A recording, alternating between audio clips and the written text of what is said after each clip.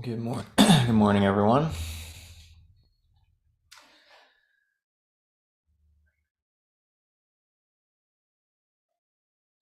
So I am going to briefly review this chapter, which itself is very much a review of ground we've covered in this book already. I think it was Ashton who was reminding me that this is Steiner's sort of Goethean method of observing the same phenomenon from as many perspectives as possible. And so he continues to orbit around similar themes. So there's nothing too new today, but I think the picture that Steiner is trying to paint for us is becoming clearer and clearer, hopefully. Just give me 1 second here.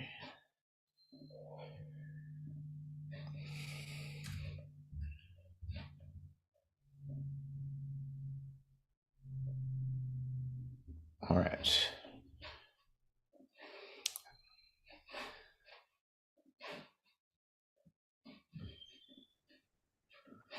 So, oops, I need to make sure I optimize for video when I share my screen this time. So if I move my slides, did you all see that? We see three windows. We see Discord, your browser, and then also your slides.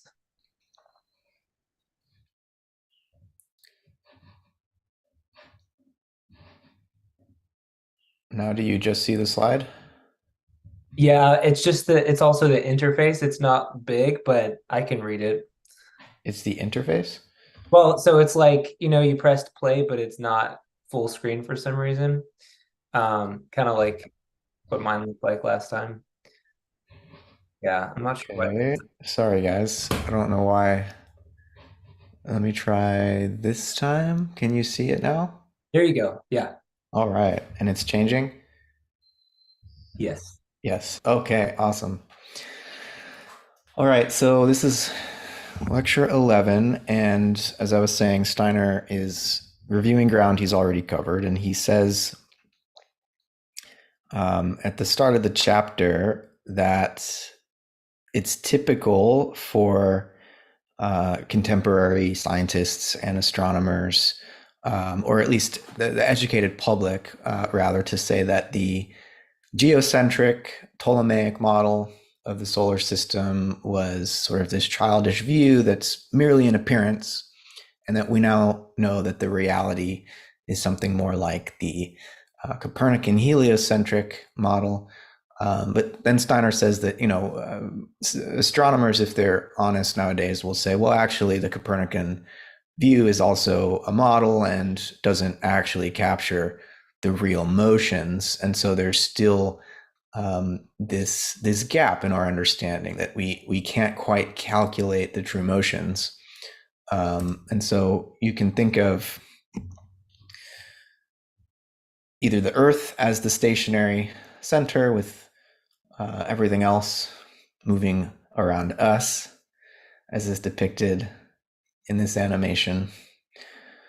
Or you could view things like this, with the sun as the still center, with everything moving around it, and that both of these are actually appearances, right? Whether we make the Earth stationary or the sun stationary. And the reason they're both appearances is because actually everything's moving. These are oversimplifications of the reality. And Steiner says that both of them are actually too craniocentric, head-centric, in other words, based only on what we see with our physical senses and the models that we can construct intellectually through our mental representations and imagining that something that we don't perceive could be reconstructed as if it were something perceivable. And what's missing here is, Steiner says, we're not really taking our own motion into consideration. You might think that the Copernican model that throws the earth itself into motion is taking our own human motion into consideration. But he's talking about a subtler form of motion, a more organic motion. And of course, he means embryogenesis. We're not taking growth, the motion of growth, into consideration because we're using more or less fixed forms of geometry, whether Euclidean or higher dimensional geometries, that can't capture the organic aspect of the cosmos. And so we're imagining the heavens as though they were just governed by this gravitational force, as though they were just governed by the physics known to materialistic science, as though there were nothing organic about these motions. And so if we were to bring the human gestalt to bear on this, if we were to try to look at this solar system and its movements, not just from a craniocentric point of view, from a purely sense-based and abstract model point of view, what would happen? Well, Steiner says we can view the motions in the heavens as a kind of projection of the movements that we ourselves, together with the earth, are making. But these movements have to include embryogenesis, not just, again, our physical movement, but our organic movement, right? So he says, as we move together with the earth itself, including our embryogenesis, what is within us comes into being, formed by the very forces of movement in the heavens.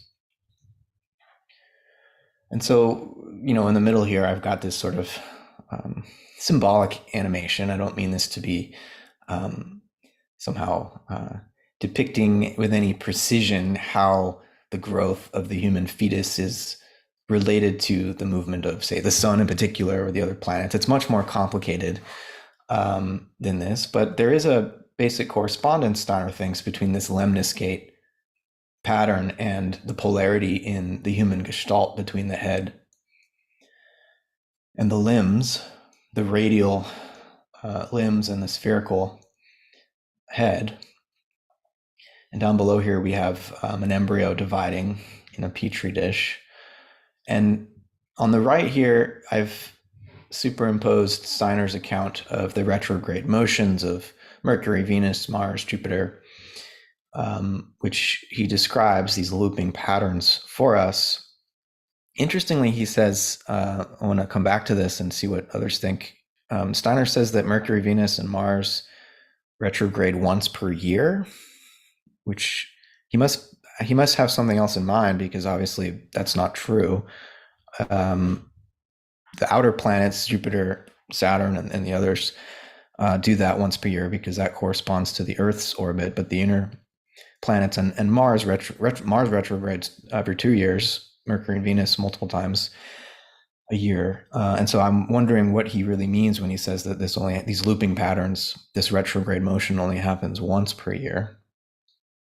But then he describes human perception and makes this analogy between how we can observe through our senses what is going on outside of ourselves, but that we can't really observe what's going on inside of ourselves. Our bodily organs, for example, our liver and so on, we seem unable to access consciously the perceptions that those organs might be having, whereas we can perceive what's going on outside of us. And so he analogizes this to the unperceived movement of the earth and also the unperceived movements of growth that contemporary materialist astronomy is unable to recognize being projected into the motions of the heavens.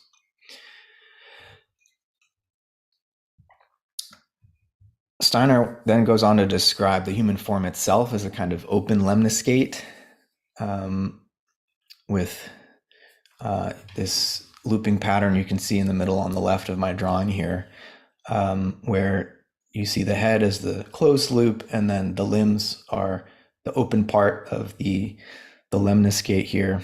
And he talks about the rib vertebra pattern as another kind of open Lemniscate. I think Max brought this up last time. If you feel into the way that your ribs meet at the sternum and then loop back around through the vertebra, you get a kind of lemniscate pattern, which um, Steiner describes as also being present in the relationship of the afferent and the efferent nerves, and that as you move up the spine towards the head, this lemniscate closes.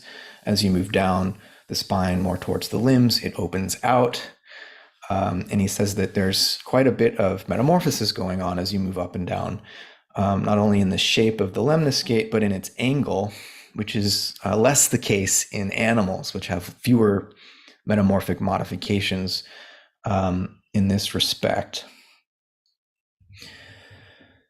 So Steiner then ends this chapter by describing the difference between geometry of rigid space, Euclidean geometry, versus this more mobile conception of space, etheric space, perhaps, that he's trying to invite us into, where space would be grasped as a process, spatiation, you might call it, that is more akin to the folding growth patterns of embryology, embryogenesis. But if we just think in terms of the sort of rigid space model of materialist astronomy, it's very difficult to keep track of the various forms of movement that the Earth that we can measure the Earth undergoing. Right? There's the rotation on its axis. There's the revolution around the sun. There's the precession of the axis. There's the axial tilt variations. There's the apsidal precession. There's the orbital inclination. There's the movement of the solar system around the galaxy and the movement of the galaxy itself. And as we go back and back and back through this particular more materialist approach to astronomy, we're still looking for that outside perspective, as though we were just heads floating in space. We go back and back and back to the cosmic microwave background radiation. And, for Steiner, we're reaching in the wrong direction when we do this. But even in contemporary astrophysics, there's this recognition that the universe itself is in process of growth and development, right? Whether the Big Bang, so-called, is the right way of thinking about this or not, there seems to be some sort of time developmental process. And so when we do go back and back and back to the background radiation, in search of this craniocentric perspective on everything, there's already this hint that, oh, okay, this is an expanding process. There's something growth-like about this. And so even in astrophysics today, I feel like science is right on the verge of recognizing this need to shift from the quantitative to the qualitative, right? And so, as Steiner has described in earlier chapters, right, there's a way in which embryology moves out of chaos, something incalculable, as the embryo then divides, it becomes calculable. You can actually count the number of cells, right? Whereas the inverse is true of astronomy. It appears calculable at first, but as we take our perspective back and back and back to consider more and more of these motions, we end up with these incommensurabilities and incalculabilities. And so this is why Steiner's trying to get us to bring these two sciences together. He says, if we develop a feeling for morphology in a higher sense, we can only ascribe the human gestalt to the solar system, right? So there's a projection of the human constitution onto the cosmos. So we need to develop this more organic perspective, right, that considers not just our physical motion, but our organic motion, our embryogenetic motion. And I think Steiner gives many indications here. I'd also highly recommend Carl Koenig's Embryology and World Evolution, where he looks at Steiner's outline of occult sciences, but also does his own reading of the Book of Genesis and looks at some of the correspondences he sees between that and the process of human embryogenesis, and tries to describe how, with the growth and development of each individual human being, there is a recapitulation of the development of the entire cosmos through its various Saturn, Sun, and Moon, and now Earth phases. And that embedded within our own patterns of growth is this memory of the whole of creation, right? And so to understand the current solar system dynamics, we need to think it not just spatially, but also temporally, and to feel that in our own, again, organic patterns of growth, rather than just imagining ourselves as heads floating in space, searching for the true Euclidean motion, or even if it's a Riemannian or Minkowskian geometry, we're still, in a sense, floating heads trying to understand a motion which is far more embodied and etheric. So I will stop there and invite conversation.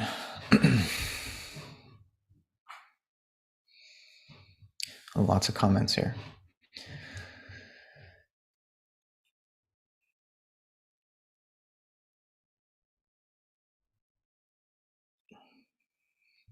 Anyone want to jump in? Rosemary.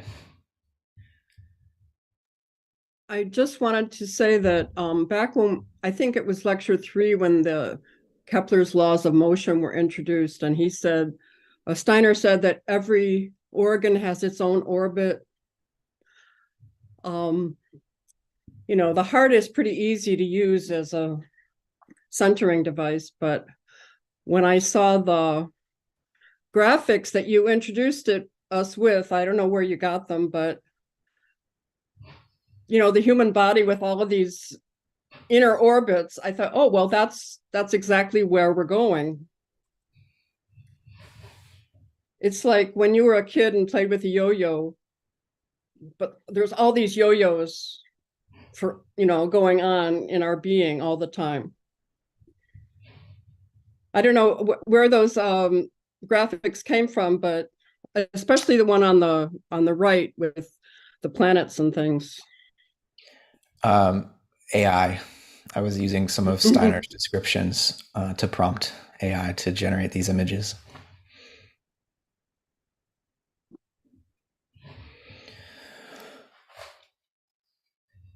Just to help the imagination.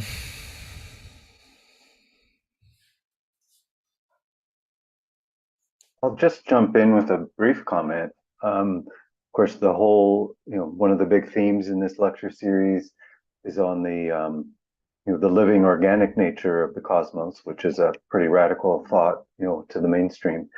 But as we're, listening to Matt's summary and everything today, the thought's coming to me that we need an even more radical thought of seeing the human being as organic, right? The modern medical view and even the mainstream day-to-day view, I think, has even lost touch with the organicity of the human being.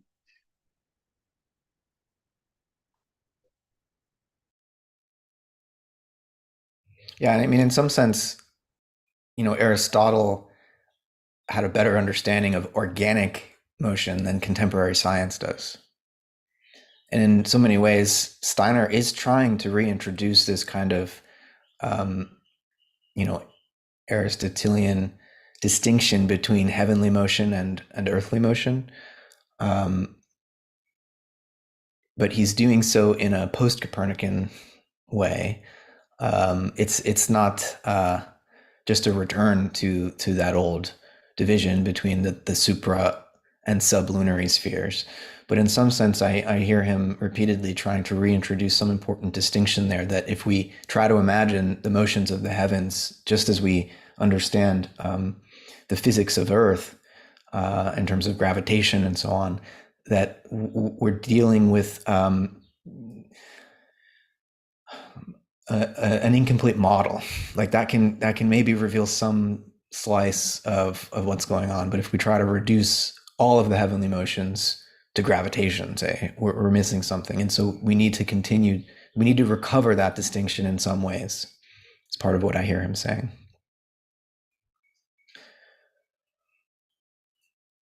Lorenzo, I see your hand. Yep, thanks.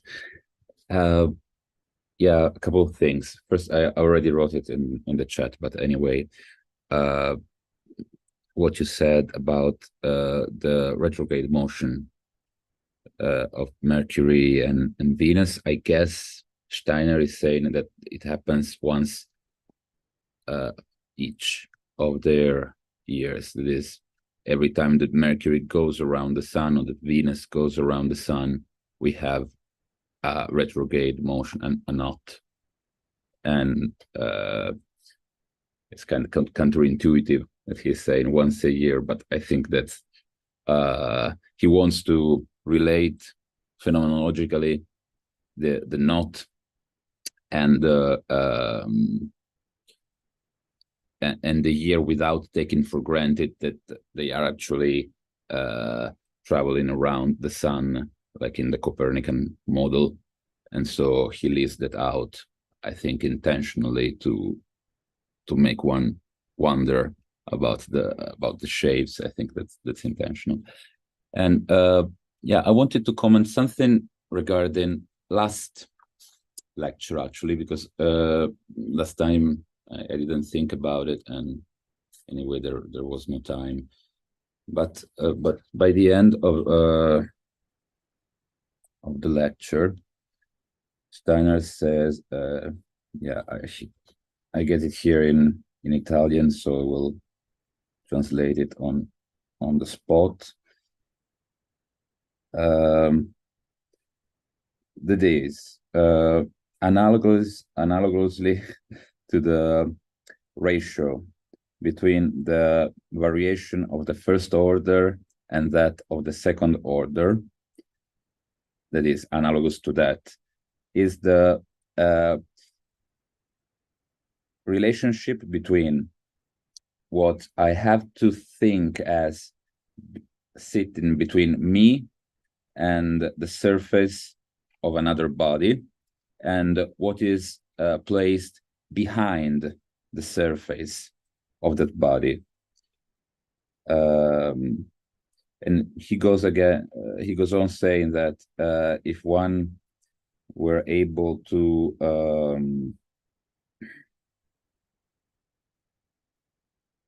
think of a system of equations that adds what is acting behind the surface, I will get different formulas, and I will get a kind of mathematics that can treat qualitatively and not just quantitatively. Okay, so this very peculiar indication regarding what is behind surfaces reminded me of the work of a Russian philosopher and theologian and mathematician, Pavel Floriensky, who wrote thinking about cosmological matters. So the framework was the same as this course. He wrote about imaginary numbers, and he imagined a different kind of representation for not just imaginary numbers, but complex numbers. I don't know how many of you have an idea of what imaginary and complex numbers are. Like I equals the root of -1.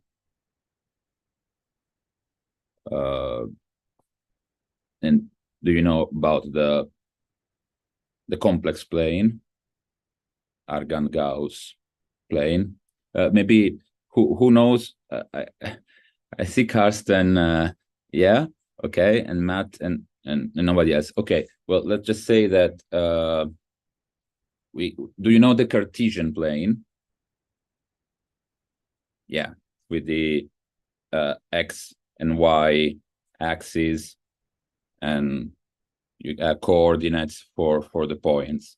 That's the usual plane. The complex plane is just a variation of that. It's something that was evolved during the 19th century. It's something that mathematicians usually use and already used at Steiner's time. But Floriansky came up with a different representation, because in the complex plane we actually leave just one axis for the real numbers and the other axis for these imaginary numbers. So we don't have all the two dimensions we had in the regular Cartesian plane. We have to renounce one dimension of real numbers and give that dimension to imaginary numbers. It's just a question of representation.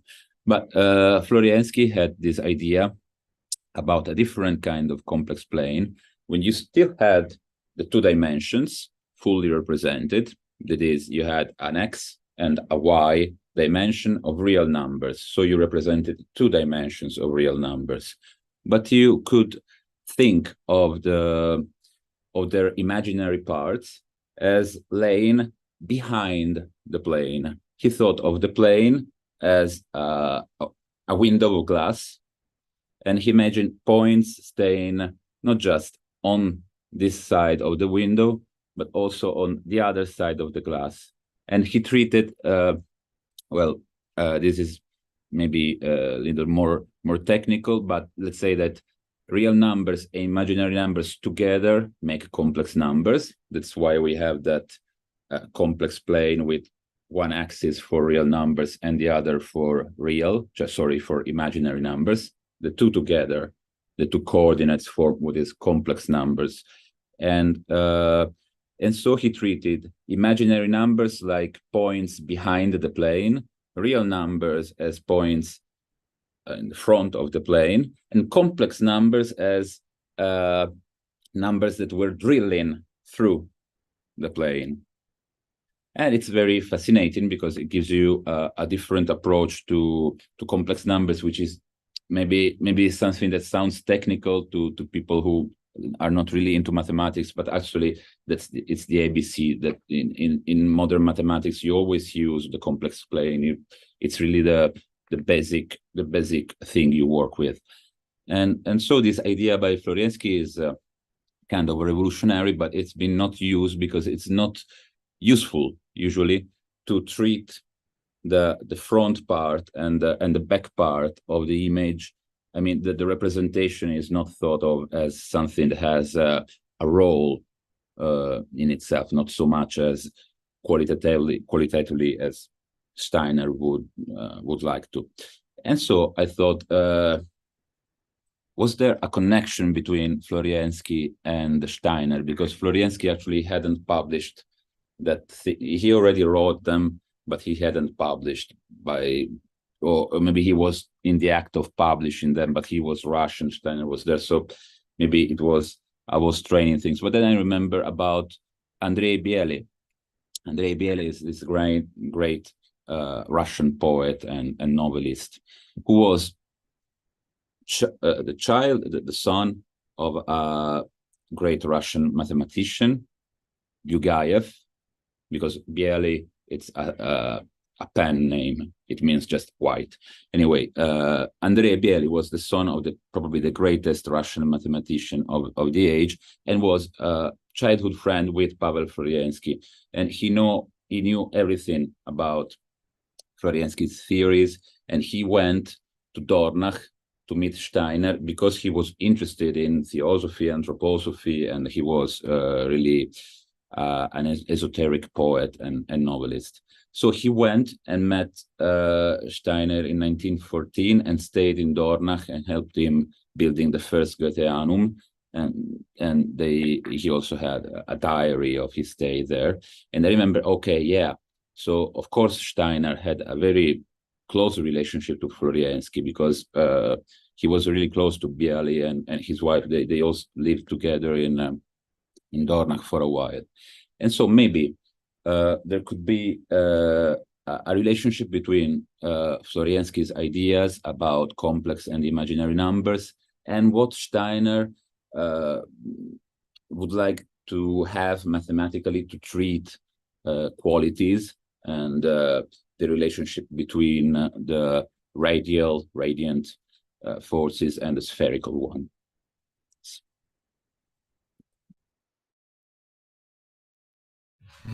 Thanks for drawing out those connections, Lorenzo. Corey. Yeah, I guess from my end, and I'd be curious to hear, you continue talking about from your end, but I feel like we're really running free, or at least Steiner really running free to try to draw connections, so like we have at one point he mentions that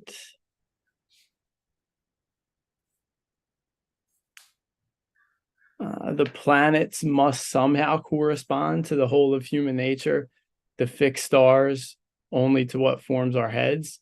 And here a perspective opens up, showing us the way in which we must interpret the loop, So I feel like he's taking, right, the archetype or the landscape and figuring out like we have to have an analogy for it, right? And you had mentioned some about how we've been stuck too much within gravity, or like the atmosphere that we have of the earth. And if you think of time and the way that we live, or the way we experience life, right, the way we experience time, and the different ways that the stars also, and just the process, right, allows us to have gravity or to have an atmosphere or what have you.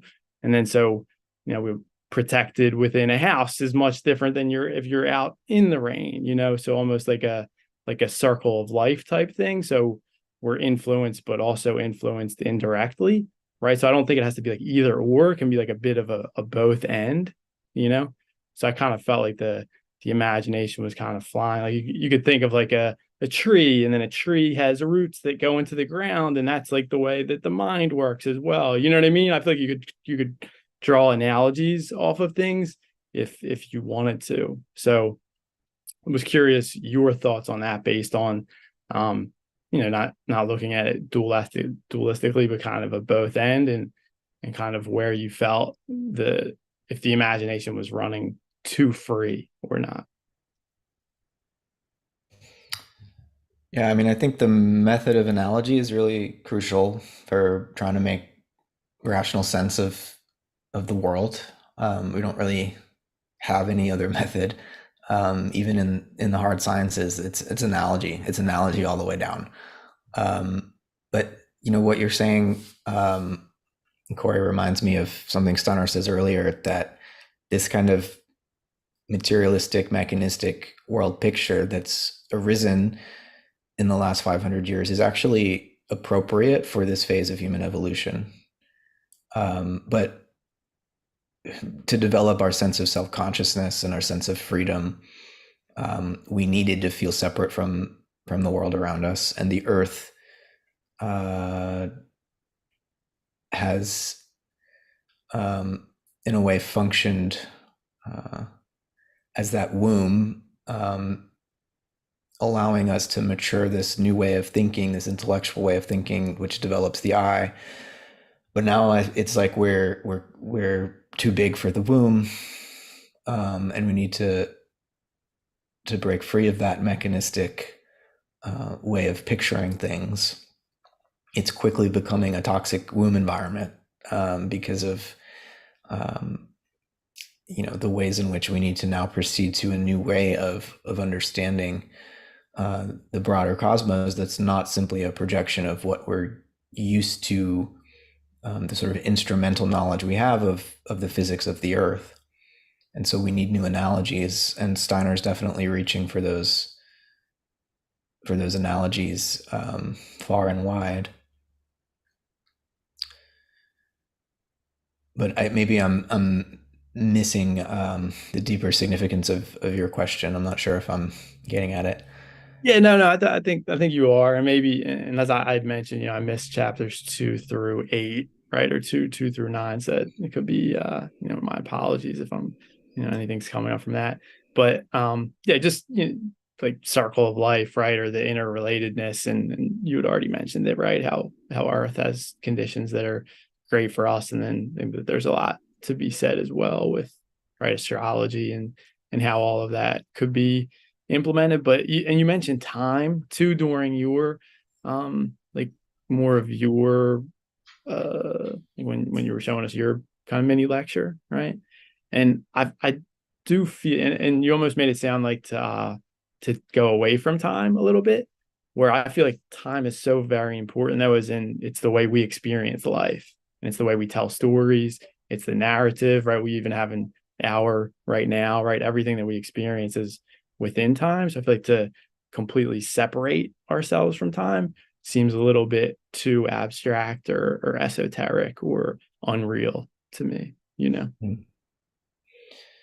Yeah, no, I think we need to really more deeply embed ourselves in time, like real qualitative time, the time of organic development and sort of, I mean, when I try to picture Steiner's sense of initiation and the sort of dawning of this spiritual mode of perception, part of it is, becoming intimately aware of the things, the time patterns and rhythms we totally take for granted, the diurnal day-night cycle, the monthly lunar cycle, the annual seasonal cycle, like all of these cycles and rhythms of time have shaped our bodies, shaped our minds, and until we can sort of untangle ourselves, almost like remember this process of weaving, this rhythmic process that has birthed us from a single cell into our adult forms, that we're kind of stuck in a mirage. Like if we just try to look out at the universe as we exist now, as it exists now, we're severing ourselves from this spiral of time out of which both ourselves and what appears to us in the heavens has emerged. Right. And so time is essential, and memory is essential. And gaining a consciousness that's not just having these rhythms happen to it, but is in fact consciously participating in the rhythms, is what I think Steiner's calling us toward.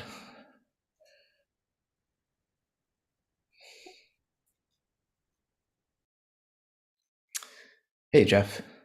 Hey, Matt. This is so mind-blowing, this whole thing. What I really feel like it's a kind of masterpiece in utilizing rhetoric in a certain sense, like in the broadest sense of the rhetorical. Because I keep walking up to this mystery, as I intimated last time, and I get closer and closer to something like agency or being. Well, I mean being. I think I mean being. And not beyond words like organic, say. And we as selves are not abstract beings to ourselves, and we are in time rhythmically as beings, and we are in space actively, say. And so I don't really have that much to say except that there seems to be something of the nature of the soul as a phenomenological reality that exists between time and space, that is being touched upon each time a little with a little bit more with rather conventional language for Steiner.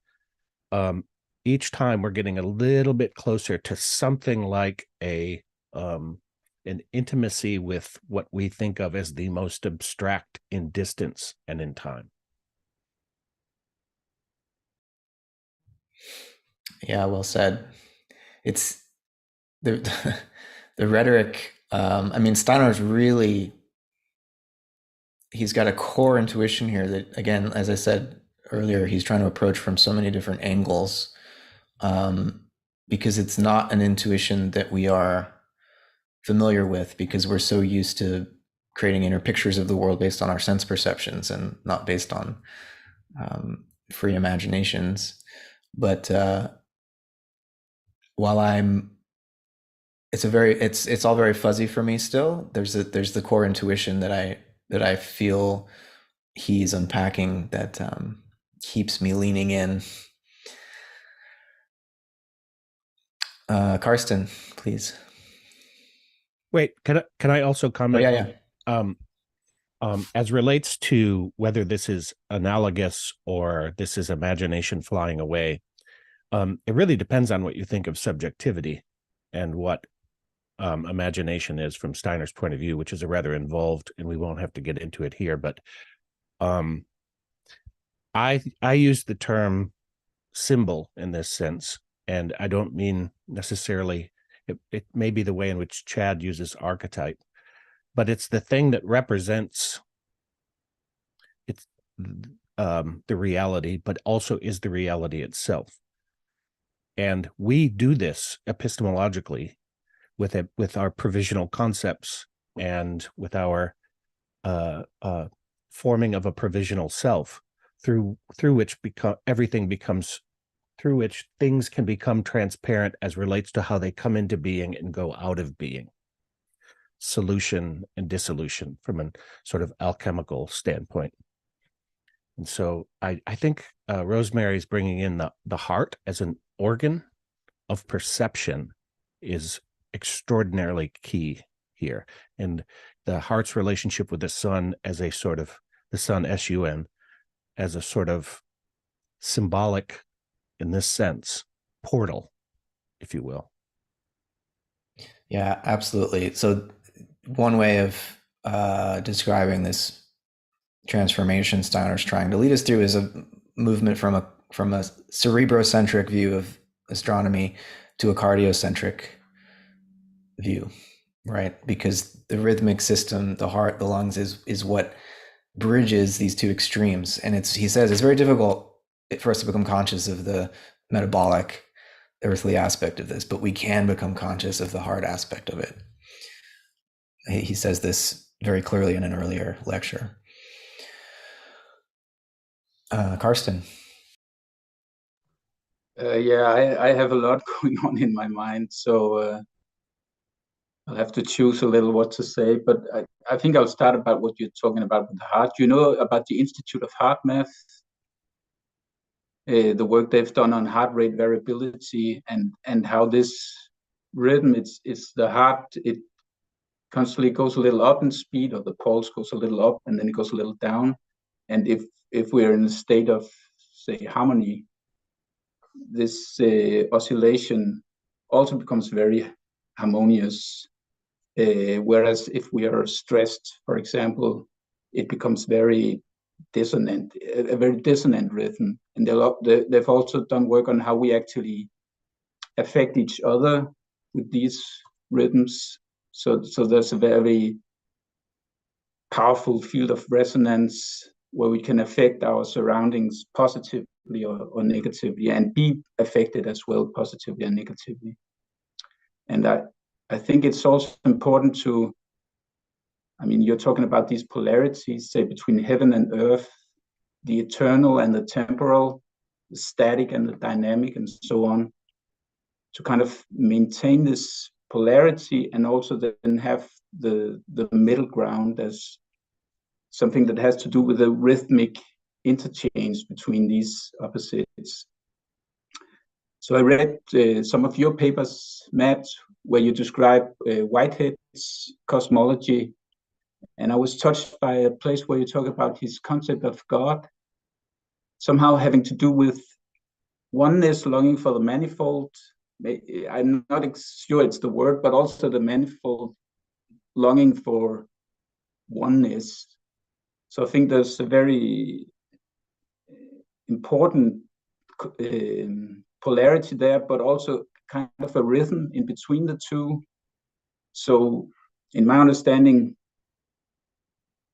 oneness, longing for the manifold, is what triggers what we call involution into matter, and this process of becoming individuals or having our experience as individuals renewed, and for that we need to go through this process of becoming materialists and forgetting about the Godhead and all these things. And then there's the opposite, say, direction, where we kind of, once we come to this culmination of egoism, we kind of turn around, and we have the possibility to reconnect somehow with the oneness. And so, yeah, another thing that I wanted is, could you share my screen? And sorry, Aston, or is it Matt who's? Or could you allow me to share my screen? That's what I wanted to ask. Yeah, okay, it's there. So, Here you go. Yeah. okay, talking about other thinkers, I wanted to, let me see, how can I do this? I have to, yeah, so there's this Danish thinker who's meant a lot to me. So you can see the webpage here is martinus.dk. And he's done, I won't say a lot about him. I just want you to introduce to him, because he's thinking in ways that are very much aligned with Steiner's mode of thinking. And he's written a lot of books and done a lot of lectures. He lived from 1890 to 1981, but he's also done a lot of symbols, 100 symbols describing different cosmic principles. And I'll just allow you to see a few of them. And you can find this webpage in English and as well, and explore the symbols, the different symbols. So for example, one I could show is this one.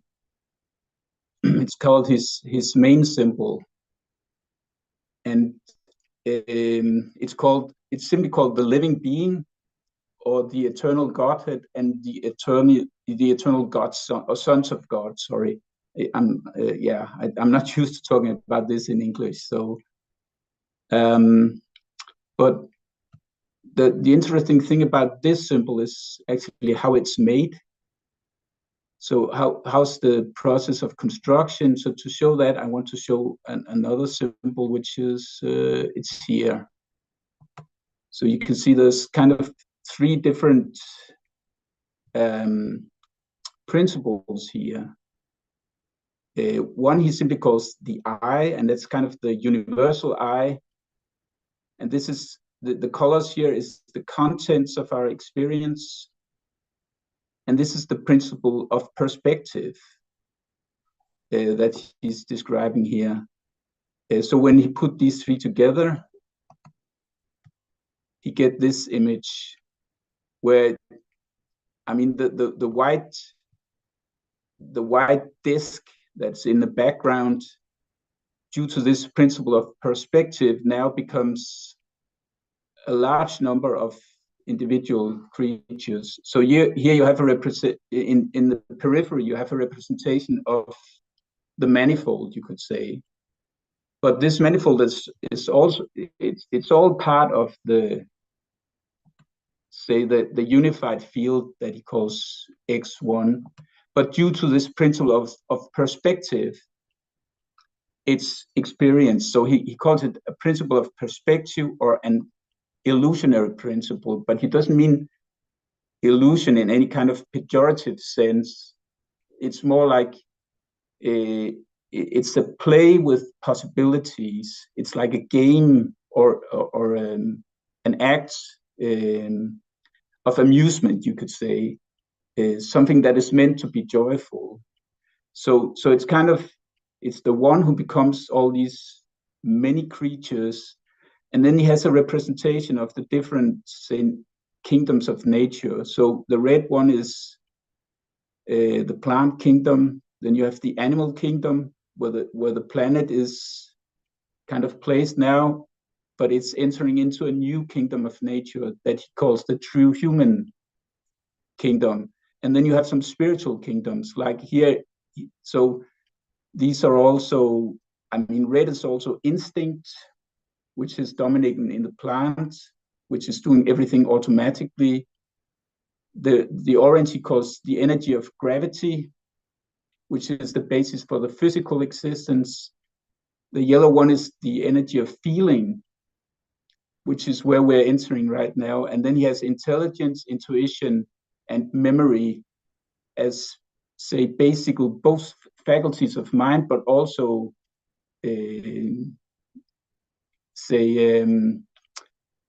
forces of nature, so to speak, something that is within us, but we also live within these forces. So I won't go any further into it, but I just wanted to let you know about these ideas, and just I just briefly show one more.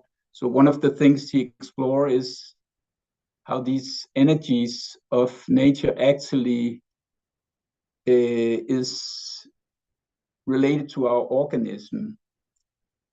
So here he's kind of made he's made the thought experiment that if you travel down into the microcosm, so you stand on a very small particle, subatomic particle, and you look up into the sky, and this particle will be like a planet. And if you, in this perspective, look at the human body, you will actually see it as a number of galaxies, each one being impressed upon by or kind of dominated by different energies. So here, for example, he has the rhythmic system, the yellow one, where feeling is dominating. Then you have the metabolic system, that's the orange one here. And down here, he has instinct. And it's very schematic, so you shouldn't understand it realistically. So yeah, I won't go into any more details, but just wanted to kind of introduce you to this thinker, and then you can kind of, if you want to, explore the different symbols. So yeah, I think that's more than enough for now. Beautiful. Thank you, Karsten.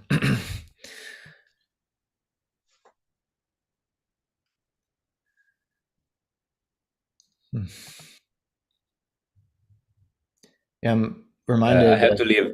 Okay. See you next week. All right, Lorenzo, take care. Bye. Ciao. I'm reminded of something Carl Koenig says in that book I mentioned on embryogenesis, where he says that every single one of the organ systems of the body is a metamorphosis of the anthropos, of man. And so when we think about, like Goethe's plant morphology, study of plant morphology, he says all is leaf. He doesn't mean the finished form of a leaf. He means, the Erbpflanze is a living form that we don't actually see with our physical eyes. We see its expressions in the physical forms that the plant takes. And when Goethe says all is leaf, it's easy to mistake him for saying that all is the finished form of the leaf. No, he's talking about a metamorphic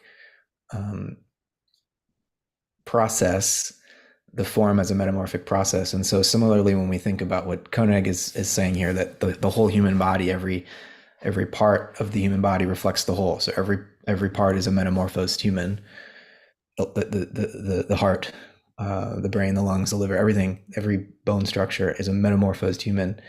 We're getting like various angles when we look at the finished form of the human.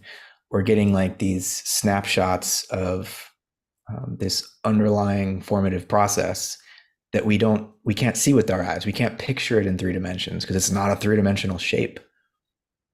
Some kind of living process that we get glimpses of from various angles, folded and inverted and whatnot through the metamorphic process. But that makes every shape of the human body a kind of sign or symbol. That's what I was trying to get to of this human form, right? And so these symbolic depictions, I think, are really helpful because we can avoid this temptation to literalize, to think, that we could actually schematically draw a picture that would literally be, what these higher formative processes that we're trying to imagine. We can't draw the picture on a 2-dimensional piece of paper.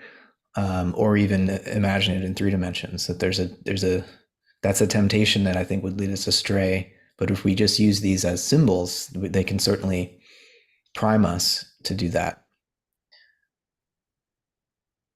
That deeper imaginative form of perception, which would not be dimensional at all. It's not metrical at all. Does that make sense? Yeah, for sure.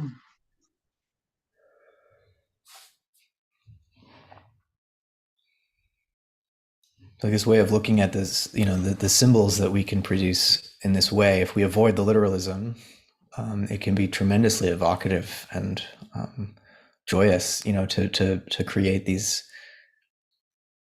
symbolic representations.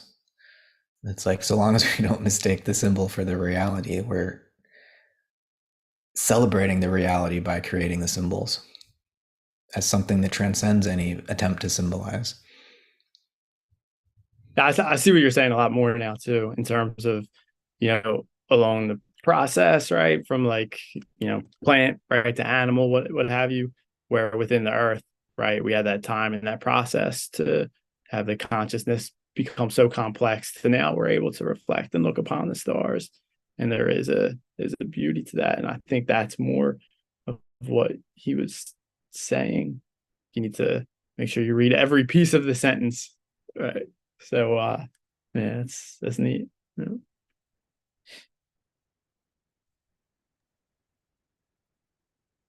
Hey, Chad. Hi, everyone. Good morning. Yeah, I had a flat tire last night on the way home, and so late night didn't sleep enough to get prepared this morning. But I want to thank you, Matt, it was a really excellent presentation. It really keyed me into like the symbolism of the year and the motion of the sun, the connection between the heart and the full being. That was great. And Jeff, with the symbolism connection, that was excellent as well, I think. And to tie it back into what you were just saying, Matt, as far as embryology, I mentioned it earlier, and with Groff's perinatal matrices, the first matrix is Neptune, the unity. The second matrix, when the first contraction begins, is Saturn, and until the cervix dilates, it's Saturn that's stuck. You're in that matrix. But then the third matrix, the cervix dilates, transformation, evolution, and death, rebirth process. The fourth matrix is breakthrough, birth itself, and it's Neptune, Saturn, Pluto, and Uranus. And it's that it seems that that's an archetypal process that's much deeper than just the individual's birth. It's the way stars form. They're clouds, they're nebulous, Neptunian, and then there's a contraction, Saturn compression, and Pluto explosion, the nova, and then it radiates Uranus. It's like there's an embed. It's like the hero's journey in Campbellian sense, or the individuation process in Jung. It's like you're with the tribe, you go out separation, you face your shadow, you come back to the tribe with a new sense of self. And I think the evolution of consciousness, like we're a unitive state back in the primal state, and then we go through this materialization, Saturn incarnation of the individual, and the transformation, and now a rebirth back into a new womb, a new cosmos, where we have a new relationship. And I think this is what Steiner is trying to get us to cultivate, is that new relationship to the cosmos after the indwelling of material form and the individuation of the I.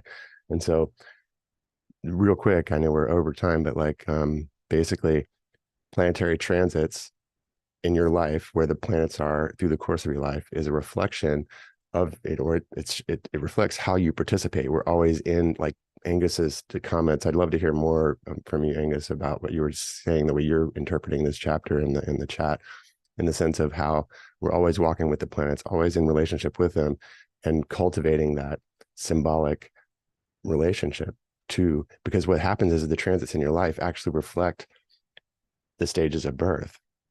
The embryonic embryogenesis aspect of each individual life is like a fractal of your life from birth to death. And the experiences you have in life will connect back planetary transit wise to those different stages of birth relative to your own experience, your psychological and soul, how your soul is embodied in this body, in this lifetime. And it's reflected in the archetypes in your birth chart and in your transits. So it's a way of deeper cultivation of this relationship with the divine ultimately. That's a a lot in a short period of time. It's hard to understand, I think, or to, to fully articulate what I'm saying. But Yeah. anyway, I like it. extremely rich. Thanks, Chad. Yeah, you're welcome. Thank you. I mean, Steiner is saying, like, even on the cellular level in an earlier chapter, that the in cellular development, like the fluid cytoplasm of the cell mirrors the spherical shape of the cosmos as a whole, and the cytoskeleton, or the structural part, he says the frame of the cell, in other words, takes shape in lines of planetary influence, he says. And so these connections he's describing, they're occurring in this fractal way at like every level, at every scale. It's beautiful. Yeah. I can stay for another minute or two if, Jeff, you wanted to. I saw you had your hand up a second ago. I think maybe what we're doing is introducing the last half of this, so to speak, and we're coming into touch with something that he wants us to, I think, right? It's like a knowingness going on here behind the scenes, as you intimated. Chad, I'm glad you brought in evolution, and I have the question. Perhaps it stays as a question for now, as relates to it seems what we're talking about is a relational reality, that we're in simultaneity of relationship with all of these spheres of being, from the earthly and genetic processes, all the way to the outer reaches that are incommensurable to mere rational formulaic thinking, represented as math in one sense. And I wonder about the relationship of the individual to those relative. He starts this by talking about the fixed stars in the way in which they move. Their apparent movement is in time, 50,000 year sweeps, and I'm wondering what the individual's relationship is with that sphere of being as relates to the evolutionary process as a whole, what we know as evolution on Earth, because I think this is part of the key. And I'll say that Angus's image on the chat was of the Christ, and the Christ being the symbol of the of many things, but of the self, say, as the individuation into reality, and that reality being primarily relational, of selves with selves, cells with cells, and this is the matrix that we're in, that we're waking up in. And so I guess this is a bunch of awe-inspired questioning and wonderings, and I think we're headed in that direction. I'm very encouraged. Beautiful. Thank you, Jeff. Lots to meditate on as we move into lecture 12, continuing similar themes. Steiner will explore these looping patterns, the lemniscates, in more depth. I'm looking forward to that. Thanks, everyone. Really a beautiful session today. So have a good week, and we'll see you next time. Thank you. Bye, everyone. Be well. Take care.